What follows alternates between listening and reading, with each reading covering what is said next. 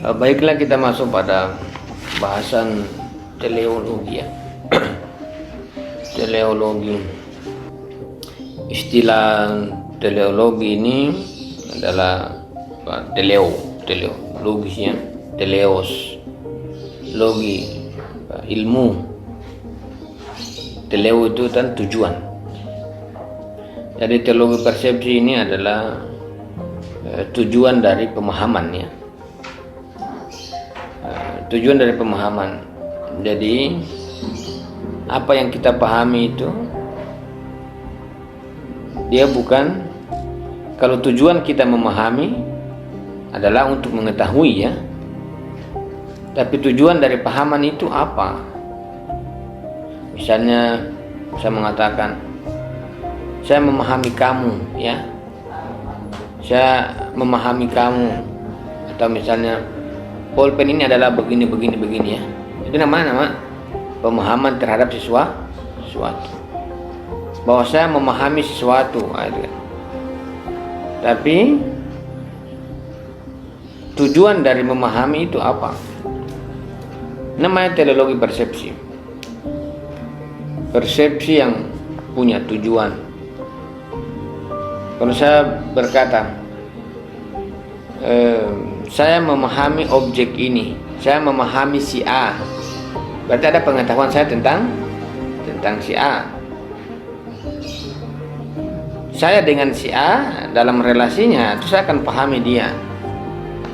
Itu namanya apa?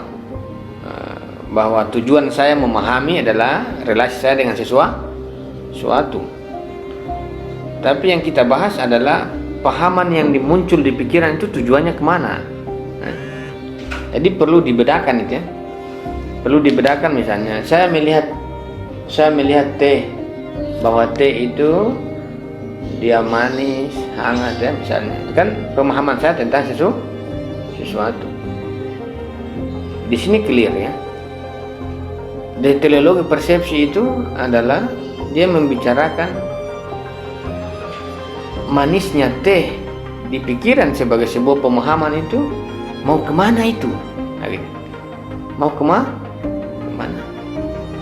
Sudah jelas apa yang di pikiran kita pasti tentu punya sumber ya. Secara epistemologi tidak ditolak, ini tidak terpisah ya. Dalam kausalitas pasti hubungan antara alam adalah sebuah hubungan kausalitas. Tapi yang kita mau rancang adalah, yang kita mau ketahui adalah tujuan dari pemahaman yang itu hasil apa? Hasil kita terhadap sesuatu. Kalau ide-ide di pikiran saya, ide-ide di pikiran kita semua, itu adalah sebuah ide yang muncul dari relasi indrawi atau apapun itu, ada kejelasan sumber dan validnya sebuah informasi, itu adalah sebuah proses epistemologi kan. Namanya proses epistemologi kan proses alam dan, tapi ini teleologi persepsi adalah tujuan dari epistemologi ya. Kalau proses epistemologi adalah proses yang memang kita berbicara aktif ya, kita berrelasi dengan sesuatu, bicara sumber-sumber dan lain sebagainya. Itu adalah proses epistemologi. Tapi kalau kita berbicara tentang proses teleologi persepsi, itu adalah sebuah kerangka pengetahuan persepsi pada pikiran kita. Itu punya tujuan atau tidak? Apa tujuannya kamu memperhatikan gelas? Tujuan saya untuk memahami gelas. Kalau antum sudah mengatakan bahwa tujuan kamu memperhatikan gelas adalah memahami gelas, pertanyaan selanjutnya, apa tujuan dari pemahaman gelas pada pikiran kita? Nah, itu disebut dengan teleos. Teleos begitu ya. Tujuan dari pahaman berarti kita sudah ketahui kan? Kalau kita belum mengetahui sesuatu, itu berarti kita harus memahami. Kalau kita sudah pahami, apa lagi? Itulah berbicara tentang teleologi persepsi. Tujuan dari pahaman. Tujuan dari pahaman-pahaman yang kita bangun di pikiran kita itu kemana? Tujuannya, apakah memang tujuan itu hanya semata-mata berkaitan dengan pikiran kita, ataukah ada tujuan yang memang tujuannya itu ada di persepsi ya? Kalau saya memperhatikan tentang gelas, itu namanya saya memahami gelas. Pemahaman saya tentang gelas itu juga punya tujuan. Punya tujuan. Saya bertujuan memahami gelas, tapi tujuan saya yang saya pahami tentang gelas itu yang terbangun dalam pikiran saya, itu juga punya tujuan. Kalau saya dengan gelas itu tujuannya saya untuk memahami, lantas persepsi itu dengan dirinya itu, dengan persepsi itu sendiri, tujuannya untuk apa? Gitu. Kalau saya dengan sesuatu di luar diri saya, maka itu disebut dengan proses pemahaman. Tapi kalau persepsi itu ada di benak kita, tujuannya tidak mungkin proses pemahaman, karena proses pemahaman adalah proses dari luar masuk pada benak kita. Tapi inilah sesuatu yang sudah muncul, sesuatu yang sudah terpahami. Dengan begitu ada seperti apa?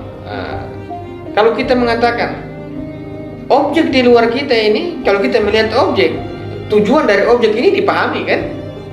Tujuan dari objek ini adalah untuk dipahami. Lantas tujuan dari yang kita pahami itu apa? Kalau kita mengatakan bahwa sejak awal bahwa ini adalah materi, ini juga adalah non materi kan? Pahaman kan non materi. Kalau materi itu, objek itu adalah sesuatu yang nyata, tujuannya adalah kita memahami dia dengan kita ya, maka objek ini tujuannya harus dipahami. Nah, tujuannya kita memahami ini objek, berarti objek ini tujuannya adalah harus dipahami sesuatu di luar diri kita. Ketika sudah terjadi sebuah pemahaman pada diri kita, apakah persepsi pada diri kita juga kita harus pahami? Tidak. Yang kita pahami adalah objek di luar diri kita. Kalau sudah terbentuk pada mental kita, lantas apa tujuannya? Apakah sama dengan objek? Tentu dia punya tujuan tersendiri. Suatu di luar diri kita bertujuan, kita juga punya tujuan memahami dia. Berarti dia ini adalah dipahami. Saya mengatakan ini gelas, tapi ada ide gelas, kan? Ini gelas, ada ide gelas. Kalau gelas sebagai sesuatu yang material, kita memahami dia sehingga memunculkan ide tentang gelas. Dan kemudian ide tentang gelas tujuannya apa? Nah, itu teleos itu berbicara tentang persepsi. Jadi gelas sebagai sebuah tujuan, saya pahami dia sebagai sebuah ide. Namun ide sebagai sebuah akibat, tujuannya apa? Kan? Tujuannya apa? Itu disebut dengan teleos. Maka teleologi persepsi ini adalah sebuah struktur pemahaman persepsi pada diri kita, itu yang kita mau arahkan pada tujuannya ya. Makanya seringkali kita orang-orang pada umumnya, kita tahu yang lain sebagainya, misalnya seringkali mengatakan, apa yang saya pikirkan kok tidak ada gunanya, bagaimana bisa tidak ada gunanya, padahal ide itu punya tujuan. Kita berpikir tentang sesuatu, tapi seringkali sesuatu itu tidak bisa dicapai. Bagaimana tidak bisa dicapai? Padahal ide itu adalah sesuatu yang wujud juga kan, wujud non. Dia juga punya tujuan. Maka baik sesuatu yang diindrawi punya tujuan, sesuatu yang di pikiran kita sebagai sebuah ide kita, itu juga punya tujuan. Jadi ini punya tujuan. Ini punya tujuan. Ide tentang ini di pikiran kita juga punya tujuan. Nah, kalau teman-teman membaca di kausalitas itu ada terakhir itu alam ya, alam punya tujuan. Karena punya tujuan. ada disebut dengan sebab final. Tujuan kan? Tujuan. Ada tujuan. Jadi kalau kita sudah berpikir misalnya apa? Gelas. Ide gelas. Ide gelas. Contohnya, ide gelas dan ada fakta gelas. Fakta gelas. Ini selesai ya. Ide gelas ini kan dia harus punya tujuan. Yang kita katakan apa? Final. Hah? Final dong. Final. Apa namanya? Sorry. Sebab final. Dalam tema-tema kausalitas ya. Jadi kalau saya mengatakan gelas, sesuatu yang saya pahami, ide saya tentang gelas itu punya tujuan. Maka tujuan ide saya itu apakah ide gelasnya ataukah sesuatu yang berkaitan dengan sesuatu yang lain, yang berbeda. Final ya, final. Jadi kita mengatakan apa finalnya ini? Apa finalnya indrawi? Ya dipahami. Lantas apa finalnya ini? Nah, betul kan? Kan final kan akhir-akhir ya. Sebab final akhir ya. Akhir. Apa sebenarnya sebab finalnya ini? Ya dipahami dong. Kalau ini adalah sebab final yang dipahami, lantas sebab finalnya yang dipahami itu mana? Nah, itu kan disebut dengan tujuan. Final ya, finalitas. Akhir kan? Akhir. Akhir dari persepsi itulah tujuannya. Hah? Akhir dari sebuah objek adalah awal untuk dipahami. Akhir dari sebuah pemahaman itulah awal untuk tujuan yang baru. Ini disebut dengan teleos. Teleos. Intinya teleos itu begitu. Jadi kita berbicara dari ide ke realitas itu disebut dengan epistemologi. Ya? Ini kita berbicara ide mau ditemukan tujuannya, itu disebut dengan teleologi persepsi. Maka sekiranya ada sebuah pemahaman yang tidak dan menghambat pikiran kita dan hanya berdiam di pikiran, berarti kita harus membuka apa? Ruang teleos. Karena kalau kita tidak membuka ruang teleos, ide itu menjadi jumud di pikiran. Nah, mungkin kita sering kali saya berpikir kok tidak, ada realitasnya itu loh. Dan saya pikirkan salah kan begitu kan? Ya, saya berpikir salah. Nah, banyak aktivis yang frustasi kan, yang dia perjuangkan sejak kuliah, selesai kuliah, apa saya pikirkan tidak sesuai dengan realitas. Jangan dia tidak membuka skema teleos bahwa ada tujuan dari apa? Dari persepsi. Coba kita melihat istilah-istilah sederhananya. Baca.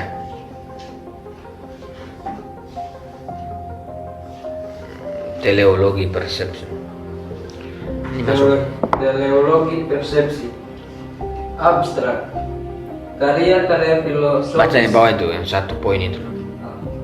Apa namanya? Secara Footnote. sederhana. Ya, footnote itu. Teleologi adalah suatu ajaran filosofis religius yang mencari tujuan atau untuk mengenal sebab-sebab akhir, bahwa segala sesuatu itu mempunyai sebab dan sekaligus tujuan akhirnya. Iya, itu teleos ya. Terus etimologi. Secara etimologi Itu apa? Istilah ya? Istilah. teleologi berasal dari bahasa Yunani telos yang berarti tujuan atau akhir, dan logos yang berarti doktrin atau wacana. Jadi dia berbicara tentang apa namanya? Ajaran filosofi religius ya. Bayangkan. Jadi teologi persepsi itu adalah sebuah atau teleologi ya. Teleologi. Artinya bahwa filosofi religius. Jadi karena dia mau mencari tujuannya, tujuan dari yang kita pikirkan, katakan religius ya, dia mau mencari sebab akhir, tidak sebab Sebab A, sebab final kan? Sebab final yang dia mau cari.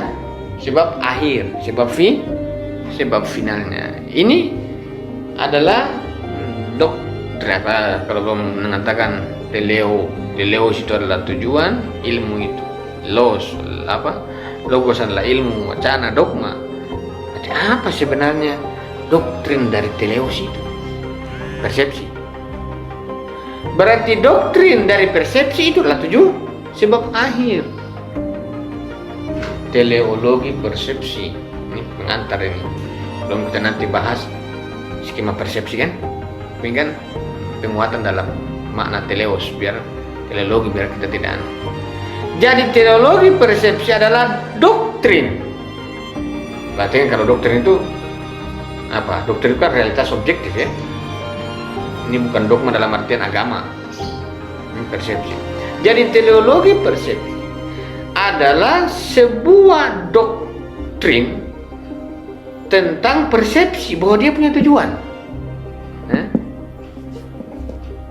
Bukan hanya sesuatu material yang punya tujuan. Sesuatu yang kita pikirkan juga punya tujuan.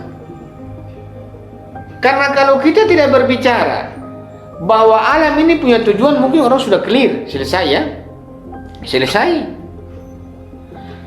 Tapi kalau orang tidak membicarakan ide sebagai sebuah pahaman, maka kita akan mengakhiri dia dan kita tidak menemukan tujuan dari persepsi kita. Kalau kita tidak menemukan tujuan persepsi kita, lantas persepsi kita ini untuk apa kita pikirkan?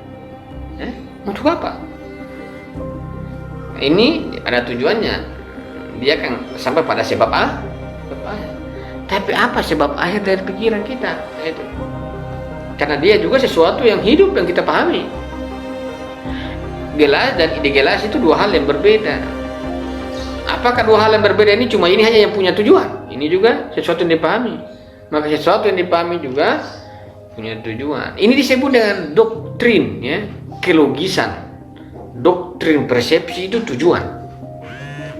Jadi makin hari kita mempersepsi sesuatu, makin tinggi derajat persepsi kita tentang sesuatu misalnya,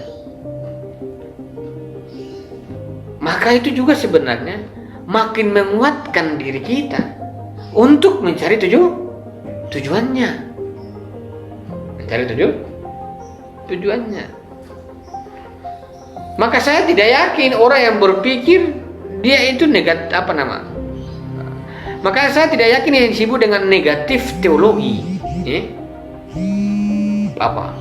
Pasivitas teologi. Teologi yang membuat orang candu dan diam, tidak mungkin. Kenapa? Karena persepsi itu punya tujuan.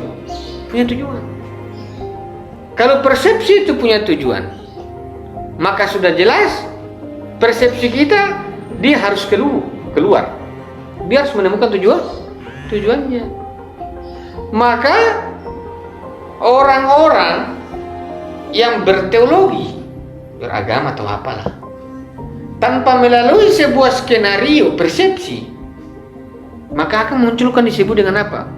Negatif teologi. Tidak bisa mengungkapkan. Disebut dengan apa? Pasivitas teologi. Nah, dalam teologi dogma syariat tidak ada disebut dengan teologi yang progresif, atau kita katakan kalau dengan teori Al-Asgar, teologi pembebasan ini kan progresif. Itu harus sebuah teologi sebuah persepsi harus ditahu tujuannya. Nah, bagaimana kan? Yang penting skema teologi begitu. Nah, teman-teman nanti hari ini tugas mencari arti teologi persepsi dalam paradigma barat ya. Paradigma barat. Islam ini saya jelaskan Islamnya. Teman-teman cari yang barat mau Yunani terserah.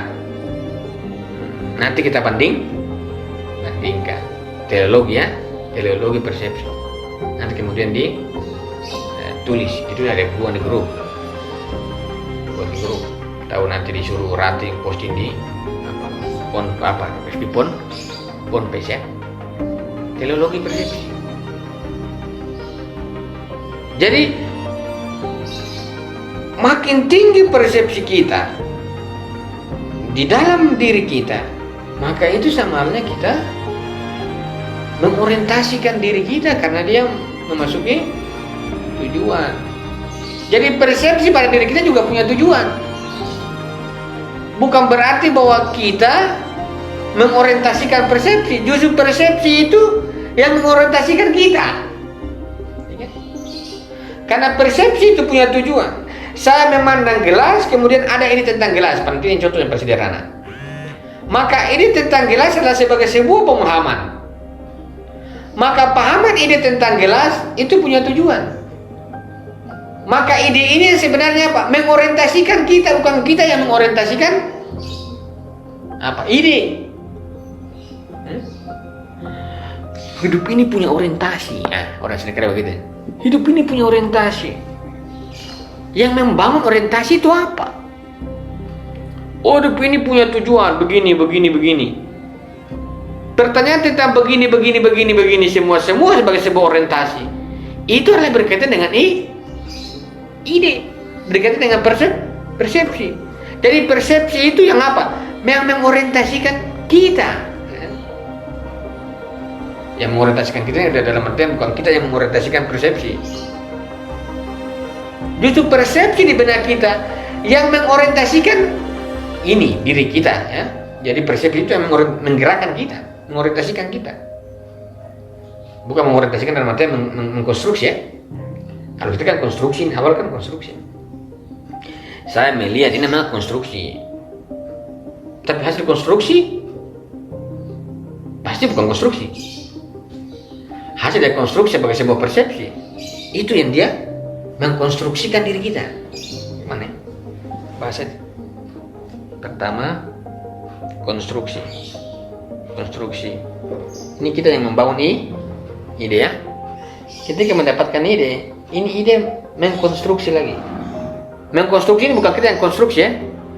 Kalau saya konstruksi kan berarti ada alam kan. Tapi kalau ini mengkonstruksi, dia yang konstruksi diri kita. Ide ini yang mengkonstruksi diri kita, menemukan tujuannya. Nah, begitu. Ini musim hujan terus ini.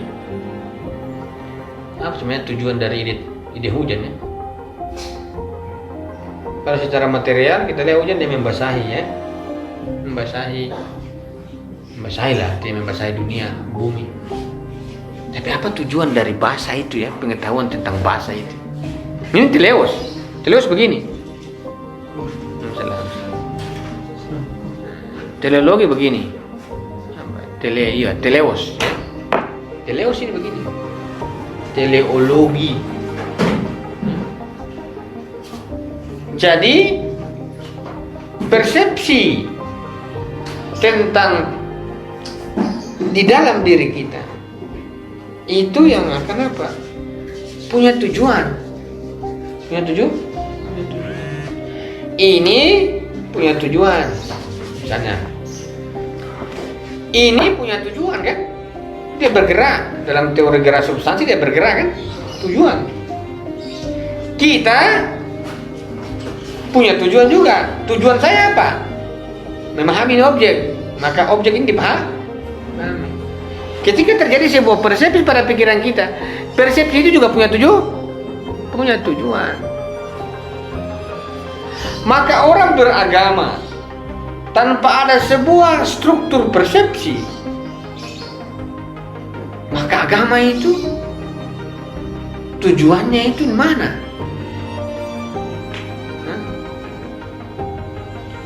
Yang kedua, kalau orang beragama tidak memasuki ruang persepsi, maka kira-kira bisa tidak individu yang beragama itu menemukan tujuan agama? Karena orang yang beragama dengan persepsi berarti ada pengetahuan tentang agama. Orang kalau punya pemahaman tentang agama, maka pemahaman tentang agama punya tujuan. Maka orang yang berkeyakinan dalam bentuk apapun tidak dalam bentuk persepsi, maka bisa kita lihat dia ada sebuah pasivitas teologi, negatif teologi. Nah, ini yang orang kritik-kritik teori-teori sosial mengkritik kuat sekali begini. Ya, persepsi. Maka persepsi pada pikiran kita itu punya tujuan. Kalau dia punya tujuan, maka orang yang memiliki persepsi itu dia harus mengikuti tujuan dari persepsinya. Nah, ini seperti berkeliling nanti memang persepsi. Jadi kalau saya mempersepsi tentang spidol,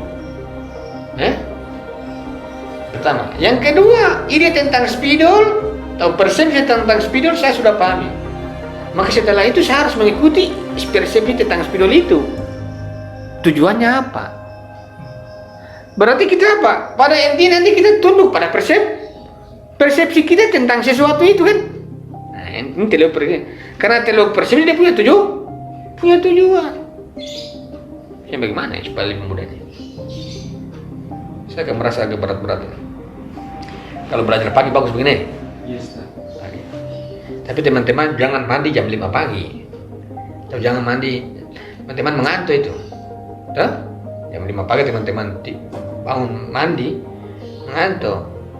Teman-teman mandi jam setengah 4 atau jam 3 dini hari. Tidak mengantuk. Jadi saya kurang tahu itu kenapa bisa begitu. Tapi kalau teman-teman mandi itu azan subuh, tidur. Kalau teman-teman mandi jam 7, tidur lagi sebentar. Tapi kalau teman-teman mandi jam setengah 4, teman-teman tidak tidur. Walaupun teman-teman makan pagi, tidak tidur itu. Penting mandi dulu. Tuh ada apalagi pembakaran lemakmu nih. Saya sudah cobain di berapa kali, 5 hari itu. Saya tidak tidur. Sampai sekarang saya belum mengantuk ini.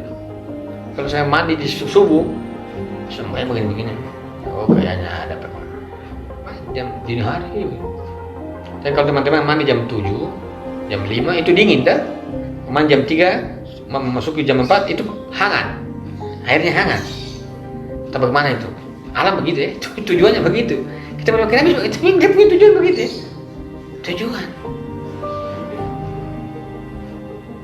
Persepsi kita tentang waktu juga punya tujuan. Masing-masing waktu itu ya. Bukankah dalam kausalitas waktu itu punya tabir-tabir ya.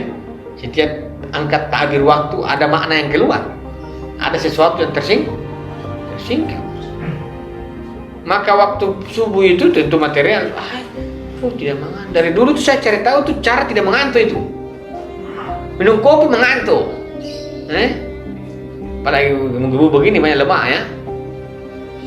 Apalagi kalau kita jam 12 makan mie. Teman-teman bayangkan, teman-teman tidak akan bangun itu. Tapi kalau makan mie di jam itu, bangun di jam 3 dan mandi itu, gitu. Ada pengaruh material. Itu berkaitan dengan apa? Kita mau melihat dalam teologi persepsi bahwa kalau ada persepsi kita tentang ketuhanan dalam pikiran kita, maka itu terus akan mencari tujuannya. Jadi saya mempersepsi tentang apa nih? Gelas. Setelah saya mempersepsi gelas, ide tentang gelas kan? Setelah itu apa? Setelah itu saya harus apa? Harus mengikuti apa tujuan dari ide itu. Nah, kita ikut ide kita kan? Kita harus ikut ide kita. Kita tidak bisa melawan ide.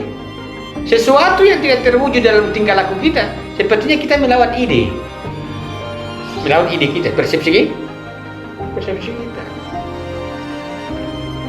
Saya mempersepsi ini, setelah itu saya memahami. Tujuan dari pemahaman itu kan sendiri. Sedangkan saya mempersepsi. Kalau saya mempersepsi dan ada tujuan persepsi, maka apa? Saya harus mengikuti tujuan persepsi. Maka saya tunduk pada persepsi itu di mana terserah dia. Kan begitu, teleos ya. Tujuan dari persepsi. Dan manusia itu adalah individu yang mempersepsi. Individu yang mempersepsi, dia harus mengikuti tujuan dari persepsinya. Makin rendah tujuan persepsinya, dia akan ikut begitu kan? Tinggi persepsinya, dia kan juga. Makanya di sini disebut dengan level-level indra imai dan lain sebagainya. Kita akan mengikuti pola-pola itu.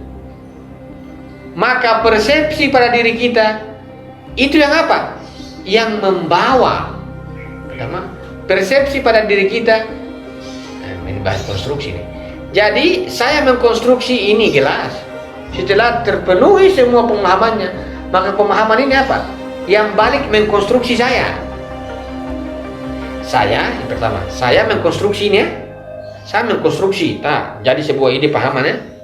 Setelah itu pahaman saya yang balik mengkonstruksi saya. Bagaimana? Kayak misalnya saya mengkonstruksi syawal, ya. Saya mengkonstruksi syawal. Ada ide syawal. Setelah sampai pada ide syawal yang kembali mengkonstruksi diri saya. Saya pertama mengkonstruksi syawal ya. Muncul ini tentang syawal kan? Ini analogi ide material. Muncul ide syawal. Ide syawal itu setelah terpenuhi ide syawal itu yang berperan, idenya yang berperan ya. Persepsi tentang syawal itu yang berperan mengelola apa? Mengelola bagaimana ya bahasanya? Kayak begini tadi. Saya alam. Ini saya mengkonstruksi menjadi ide. Setelah jadi ide, maka ide ini yang berperan menggerakkan diri saya. Bukan saya menggerakkan ide ini ya. Kalau saya menggerakkan ide ini, tidak. Saya mengkonstruksi jadi ide. Setelah terbentuk ide itu yang berperan, menggerakkan saya sebagai apa? Bagaimana? Iya, ide itu yang berperan. Ide yang berperan bukan saya dalam artian fisik ya. Bukan saya dalam artian fisik. Tapi ide yang saya pahami di pikiran saya itu ide itu yang berperan mengarahkan seluruh aktivitas saya. Karena kenapa? Karena persepsi itu punya tujuan. Kalau kita katakan dalam kausalitas, dia punya sebab final. Kita memahami tentang gelas sebagai sebuah ide, tapi sebagai sebuah ide itu punya tujuan final, punya sebab finalitas. Maka orang yang memiliki persepsi, orang-orang yang senantiasa digerakkan oleh persepsi sesuai dengan tujuan persepsi. Maka beragama tanpa persepsi, bermasyarakat tanpa persepsi, segala sesuatu tidak melalui persepsi, pasti bermakna negatif, jumud, dogma, fanatik, dan lain-lain sebagainya. Yang dalam makna yang berlawanan dengan sebuah keaktifan dan keaktifan dan progresivitas. Terus lanjut. Tasikik wujud adalah teori muladhara yang mengatakan bahwa wujud itu bersifat tetap, namun pada saat yang sama mengalami. Baca di atas. Tasikik wujud ya. Biasanya begitu. Yang penting bahas selanjutnya. Memberikan bantuan yang signifikan. Memberikan bantuan yang sangat signifikan dalam menjelaskan bagaimana jiwa memasuki alam ini melalui korporealisasi dan bagaimana jiwa meninggalkan alam ini melalui spiritualisasi. Iya. Berarti gimana itu? Ada bahasa teleologi. Jadi menjelaskan bagaimana jiwa ini memasuki alam melalui bentuk korporeal. Korporeal itu bentuk. Bahasa korporeal itu bentuk. Dan bagaimana jiwa ini meninggalkan alam ini melalui spirit. Itu. Jadi jiwa ini masuk alam lewat korporeal. Apa itu korporeal itu? Materialisasi. Namun meninggalkan alam ini lewat spiritual. Misalnya ini kisah ini berarti ini tinggalkan alam itu disebut dengan spiritual. Tapi kalau persepsi itu memasuki alam itu disebut dengan korporeal. Jiwa memasuki alam itu disebut dengan korporeal. Alam memasuki jiwa disebut dengan spiritual. Itu pembahasan yang agak masuk pada beberapa pertemuan kelak. Tapi dia mau menggambarkan bahwa teleologi persepsi ini adalah sebuah bahasa korporeal. Bahasa korporeal. Berarti kan? Bahasa korporeal dan persepsi juga itu bahasa spiritualitas. Ini adalah sebuah bahasa yang terus kita ulang-ulangi. Bagaimana kita melihat persepsi pada diri kita ini sebagai sesuatu yang sangat penting dengan bahasa teleos. Dari yang kita pahami itu harus memiliki sebuah korporealisasi pada realitas. Ini bahasa teleos. Bahasa epistemologi kita tasdik afirmasi ya. Tapi ini kita berbicara pakai istilah baru, selain tasdik itu pakai korporalisasi.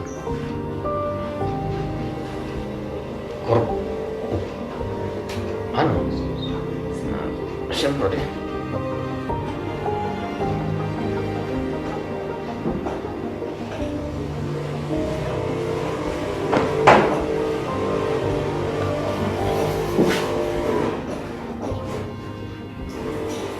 Pesticida ya, disinfektan.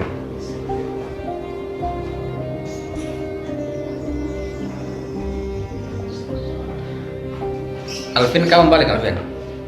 Di Jogja berapa lama? Di Jogja sampai bulan berapa? Pasti seperti ada gambarannya. Oh, bulan yang paling yang paling masuk akal? 10 ya.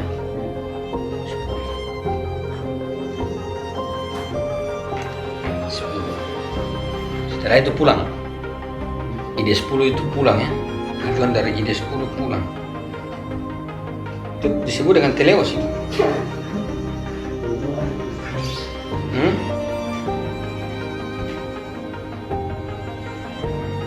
Bulan 10. Persepsi tentang bulan 10 itu tujuannya pulang.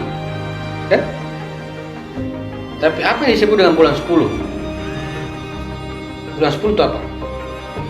Konsepnya apa bulan 10? Oktober, bulan Hijriah, kan? Apalagi bulan Oktober itu apa? Banyak rezeki atau musim hujan. Tapi itu semua konsep bulan 10-nya, teleosnya bagi Alvin pulang.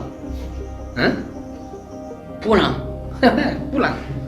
Itu kan ya, teleos. Jadi ada tujuan dari ide itu kan.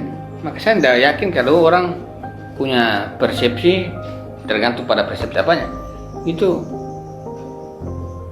dia berdiam diri atau orang katakan menara gading ya, seringkali istilah-istilah intelektual menara gading. Intelektual itu dia harus punya teleos supaya apa? Dia tahu di mana tujuan intelektualitasnya. Kalau tidak dia akan menjadi menara gading. Kayak sekarang corona ini tidak jelas ini.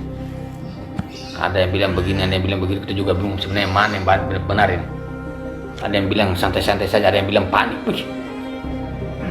Semua data ada. Saya juga bingung ya. Dia menguji. Terus. Muladhara yang telah melakukan penelitian yang luar biasa terhadap dalil-dalil untuk menilai kebenaran tentang pengalaman alam akhirat, telah membuktikan keinginannya untuk menjelaskan segala kemungkinan yang terbuka bagi jiwa manusia. Untuk memahami penjelasan persepsi di dalam semua karya Muladhara, terlebih dahulu harus dipahami arah dan tujuan persepsi serta sifat-sifat kesempurnaannya. Itu kesadaran ya. Ya kita harus memahami tujuan persepsi dan tingkat-tingkat kesempurnaan. Ini yang menulis ini bukan main, ini Sachiko Murata nih. Penulisnya siapa? Ya makalah lah, dia makalah. Mau memahami sadarian itu harus memahami tujuan persepsi, arah dan tujuan, Pak. Kita yang lucu itu, kita sudah memahami tentang sesuatu, tapi kita harus pahami arah dari sesuatu yang kita pahami, gitu. Kita telah memahami bahwa bulan 8 itu begini, bulan 10 adalah begini, begini ya. Tapi setelah itu kita harus memahami arah dari yang kita pahami. Nah, teleos kan begitu ya. Jadi tugas kita apa? Memahami sesuatu. Ketika sesuatu sudah terpahami, tugas kita apa lagi? Memahami arah yang kita pahami. Nah, itu kan teleos begitu. Kalau tidak bisa. Jadi tugas kita sangat berat sebagai seorang yang melakukan sebuah perjalanan persepsi. Maka kita harus tahu tingkatan-tingkatan persepsi tujuannya apa saja. Kita sudah memahami buku, ya, memahami buku. Ketika kita sudah memahami buku, paham tentang buku kita sudah pahami. Kita juga harus apa? Memahami arah buku, tujuan buku mau kemana? Maka kalau kita memahami arah buku, di mana buku juga punya tujuan, maka kita akan apa? Mengikuti arah dari pemahaman itu kan? Jadi kita bersama apa? Diri kita secara material tanda kutip itu akan mengikuti persepsi dengan arahnya, membawa kita bersama-sama. Ini adalah sebuah bahasa inti dari Syadrian bahwa kita harus memahami memang tujuan dari persepsi. Kalau tidak, sangat sulit. Coba terus. Pengantarnya ini. Terus. Secara alamiah, jiwa itu mampu mempersepsi. Namun beberapa jenis persepsi yang dimiliki oleh jiwa hewani tidak cukup dalam pencapaian kesempurnaan manusia, walaupun persepsi tersebut tetap menjadi sifat esensial bagi jiwa. Ada persepsi itu berkaitan dengan kesempurnaan. Berarti kan teleos. Persepsi teleos itu apa? Tujuan ya. Tujuan persepsi. Dan persepsi itu ini ada berbicara tentang kesempurnaan. Persepsi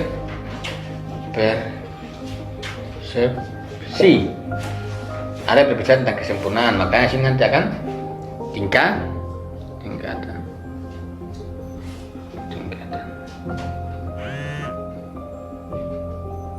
Persepsi itu punya teleos ya, tujuan persepsi. Kesempurnaan itu di mana? Kesempurnaan itu di mana? Sebagai tujuan persepsi.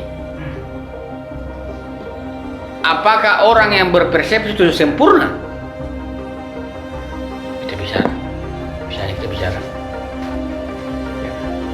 Kita bicara. Tuhan itu maha baik mutlak. Apakah teman-teman sudah sempurna di situ? Tidak ya. Orang menghafal teori, insan kami banyak. Katanya kamu sudah sempurna dengan teori itu? Tidak. Kalau belum berarti, tapi itu menjadi syarat hal yang penting karena persepsi kan? Persepsi tujuannya. Mencari tujuan dari persepsi. Itu adalah kesempurnaan sebagai sebab final. Tapi kesempurnaan ini sebagai tujuan persepsi di mana? Di persepsi atau di mana? Kalau di persepsi berarti yang paling pintar, yang paling sempurna. Ya kalau harus ya memang harus dalam tingkatan itu. Nah, tujuan teleos ya. Teleos tujuan dari kata Syadrian ini harus. Kalau kita mengatakan bahwa kesempurnaan sebagai sebuah tujuan, kan tinggal kita cari posisi di mana kan? Yang pasti banyak sekali sini rentetannya, tahapan-tahapannya. Ini kan sebuah skema besar. Kesempurnaan itu sebagai tujuan persepsi. Tapi apakah persepsi itu sempurna? Kalau persepsi itu dia memiliki tujuan kesempurnaan, maka persepsi itu harus disempurnakan. Kalau tidak, pasti dia tidak sampai pada ritme teleos ya. Maka apa? Teleologi persepsi itu menggambarkan kepada kita dia harus menyempurnakan derajat persepsinya sebelum sampai pada tujuan persepsi. Terkait dengan manusia ya. Terkait dengan manusia. Tidak mungkin anak kecil yang umur 1, 2 tahun, 3 tahun, 4 tahun kita hukumi dengan kita kan? Tidak mungkin, karena memang dia punya derajatnya begitu. Makanya dalam agama mengatakan akil balik. Akil balik itu berarti persepsinya sudah selesai. Maka teleologi persepsi, tujuan dari persepsi itu adalah sesuatu berkaitan dengan kesempurnaan. Pada saat bersamaan persepsi juga harus disempurnakan untuk menemukan tujuannya. Begitu. Maka persepsi bertujuan untuk kesempurnaan manusia. Di saat itu juga persepsi juga harus disempurnakan oleh manusia dalam tingkatan teleos. Kita mencari tujuan. Kalau kita tidak membuka ruang tujuan dari persepsi, sebentar satu kita punya pengetahuan, kita bodoh-bodohi orang. Bukan banyak lagi, paling banyak sudah kan? Oh, banyak sekali bodoh-bodohi orang tuh. Buat dia kayak Tuhan. Begitulah kira-kira ya, bahasa praktis ya. Itu baik-baik saja tapi bahaya. Berbahaya. Maka kita harus apa? Membuka tujuan persepsi dan tujuan jiwa itu kemana? Sebagai subjek. Ingat yang kita bahas itu. Belajar Pak. Sudah, togut. Bodoh. Sudah mulai sudah bodoh-bodohi orang. Cium tangan ini. Bahaya. Ini kan kita tidak membuka ruang tujuan dari persepsi. Itu baik-baik saja ya. Tapi kita masih begitu terus hidup selama 60 tahun masa cium-cium tangan. Bahkan orang yang mau cium dia sudah begini cium. Bahkan orang belum pengetahuan sudah begini. Dia sudah saya kalau lihat yang anak-anak begitu lucu. Baru assalamualaikum dari itu sudah begini. Maksudnya ada cium-cium tangan gitu. Ya, tentu baik-baik saja sebagai moral ya. Tapi tunggu semua begini. Kita harus membuka ruang itu. Kalau kita membuka ruang persepsi, yang kita harus membuka ruang kejiwaan kita dalam memasuki titik ini. Tentu ini tujuannya, tapi nanti kita proses metodologinya. Ada final kan? Ada final, sebab final itu. Maka tanpa membuka ruang teleologi persepsi, pengetahuan kita bisa merusak diri kita sendiri dan merusak orang. Merusak diri kita karena kita intimidasi orang dengan pengetahuan kita bodohi orang, kita apa-apakan orang. Setelah pada bersamaan kita rusak, orang-orang juga banyak yang rusak. Maka kemampuan persepsi itu harus didukung oleh arah dan persepsi itu, agar kita juga menemukan tujuan dari persepsi kita. Setelah bersamaan orang-orang juga mendapatkan dampak dari apa yang kita paham, baik atau buruk itu tergantung dari apakah orientasi dari persepsi dia. Maka dalam santrian itu yang dia mau buat apa dia disuruh berpengetahuan itu apa? Buat apa disuruh kita belajar dari ayunan sampai liang lahat itu apa? Buat apa itu semua? Kalau bukan terkait dengan diri kita. Apakah orang yang berpengetahuan itu sudah pintar? Apakah sudah sempurna? Tidak. Tapi dia juga harus menyempurnakan pengetahuan persepsi dia untuk memasuki bahwa persepsi punya tujuan. Sebelum masuk pada tujuan persepsi, dia harus menyempurnakan persepsi dia sejak awal. Kalau tidak, maka dia tidak akan sampai pada tujuan yang dimaksud sebagai tujuan persepsi. Lanjut. Usaha-usaha manusia untuk menghilangkan segala kekurangan persepsi memegang peranan penting di dalam upaya penyempurnaan jiwa. Di sini konsep yang mungkin paling penting adalah tajrid, keterlepasan, yang menunjukkan upaya pembebasan persepsi dari semua bentuk godaan, bentuk-bentuk materi, dan berusaha melatih persepsi untuk terfokus pada hakikat bentuk tersebut. Tajrid. Boleh Pak? Dalam persepsi itu ada disebut dengan pembahasan tajrid. Lepas. Upaya pembebasan persepsi dari semua godaan bentuk pada. Jadi persepsi itu punya tujuan dan kita disuruh menyempurnakan persepsi. Ketika sempurna itu persepsi, disuruh apa? Kita lepaskan persepsi untuk sampai pada tujuannya. Disuruh kita berpersepsi, berpengetahuan. Setelah sempurna pengetahuan kita, disuruh lepas pengetahuan kita itu. Maka apa? Maka tujuan persepsi itu adalah melepaskan persepsi. Apa? Makanya seringkali kalau orang bilang, kamu buat apa belajar? Ya tujuan saya supaya berhenti belajar. Nah begitu bahasa praktisnya. Tujuan kamu belajar apa? Supaya saya berhenti belajar. Nah begitu. Tentu sakit hati orang dengar. Bagaimana caranya saya bisa berhenti belajar kalau saya tidak belajar? Saya ini belajar untuk menghentikan pembelajaran saya. Ya belajar kan sama kalau sudah selesai semua tema kan berhenti. Ya kamu tidak belajar aku berhenti. Kan lucu tuh. Orang kalau belajar kan ada tema-tema. Selesai belajar semua tema berhenti dia. Selesai kan? Ini ada orang berhenti sebelum pembahasan semua selesai. Saya sudah berhenti belajar tuh. Kamu belajar? Tidak, saya berhenti sejak awal. Ini berarti bukan berhenti belajar, memang menghindari pembelajaran. Jadi apa? Tujuan persepsi, kita menyusun semua kerangka persepsi, kita sempurnakan persepsi. Tujuannya melepaskan persepsi untuk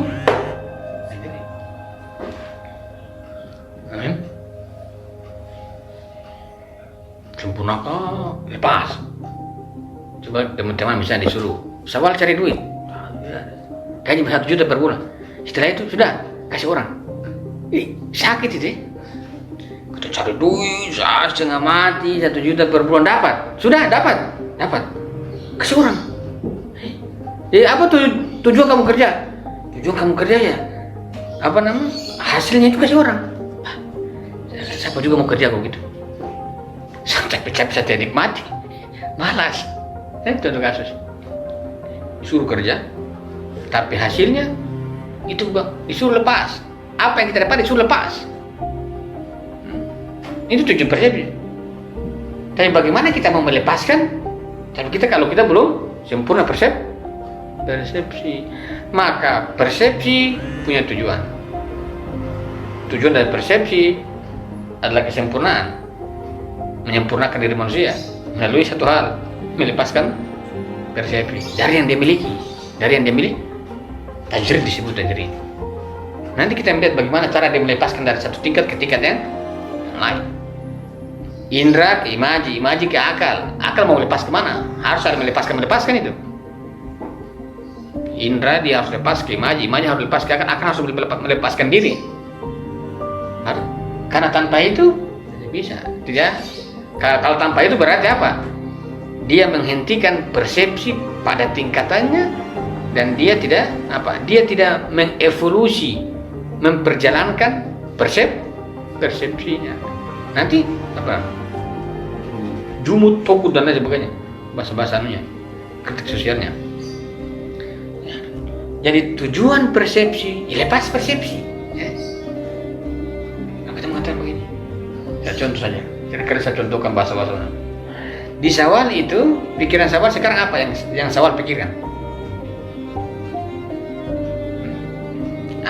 Pikiran saja, tidak usah apa yang dipikirkan sekarang.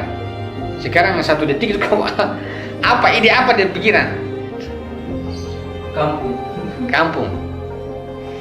Dia mengatakan lepaskan kampung itu, ide pak kampung. Persepsi begitu kan? Melepaskan ide kampung. Karena kalau kamu tidak lepas ide kamu terpenjara itu. Belajar sedikit dengan kampung. Dah fokus kan? Itu namanya apa? Menzalimi diri itu. tidak berkembang diri, lepas saja. Kalau kata Sarati hijrah ya. Wah, kita setiap hari menulis kampungku bagus, indah, begitu. Artinya bahwa kalau kita tidak melepaskan persepsi kita, maka yang ada hanyalah berkaitan dengan apa yang kita persepsi. Dan apa yang kita persepsi itu pasti apa? Berkaitan dengan objek-objek yang kita pahami. Makanya kata siapa? Hendrik Bergson mengatakan alam luar dalam pandangan manusia hidup pada masyarakat tertutup. Cara melihatnya cuma itu hanya begini saja. Dia tidak mau pun melihat yang di luar. Bagaimana cara dia mau melihat ke keluar? Dia harus melepaskan persepsinya. Sesekali ya kita keluarkan itu. Lalu seringkali orang mengatakan, ya kamu sekali ya lihat fenomena yang luar supaya kamu punya pemahaman itu lebih terbuka. Pemahaman tentang kampung, lepas. Persepsi itu apa? Ada tajrid, pelepasan. Maka dalam pembahasan teologi persepsi akan dia berbicara apa? Kematian, pelepasan kematian yang disebut dengan apa? Mutu kablamu mati sebelum tajrid itu. Jadi apa tujuan persepsi? Mati sebelum kau mati. Ya kita begini, sudah mati, saya sudah mati lah. Mati saya. Sudah. Kalau sudah mati apa coba? Kalau bagaimana orang mati? Punya rasa? Tidak. Ditawarkan kamu duit, mau? Orang mati. Tidak butuh saya. 3 triliun. Tidak butuh, saya sudah mati kok. Contoh kasusnya. Ini perempuan bau cantik. Ambil saya sudah mati kok. Ngapain bicara itu? Saya punya hasrat sudah tidak itu. Lantas apa tujuan dari mati itu? Itu dia mainkan peran persepsi. Sekian sama warahmatullahi wabarakatuh.